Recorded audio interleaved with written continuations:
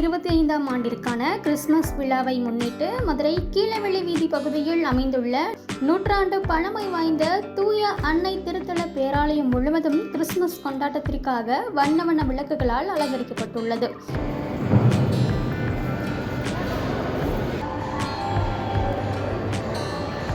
பேராலயம் முழுவதும் வண்ண வண்ண விளக்குகளால் அலங்கரிக்கப்பட்டிருப்பதை காண்பதற்கு என்று பொதுமக்கள் அனைவரும் வருகை தந்து குடும்பத்துடன் சேர்ந்து செல்ஃபி எடுத்து மகிழ்ந்தனர்.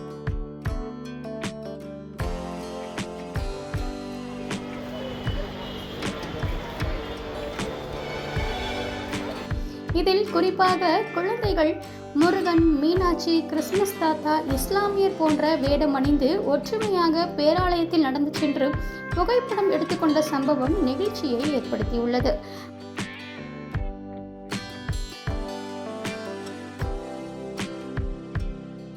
மதுரையில் கடந்த சில நாட்களாகவே சர்ச்சையாகி உள்ள திருப்பரங்குன்றம் விவகாரத்தினால் மதுரை மக்களின் மதசார்பற்ற ஒற்றுமையை பறைசாற்றும் விதமாக குழந்தைகள் அனைவரும் வேடமணிந்து கிறிஸ்துமஸ் கொண்டாட்டத்தில் ஈடுபட்டது மதுரை மக்களின் ஒற்றுமையை எடுத்துரைக்கும் விதமாக இருக்கின்றது.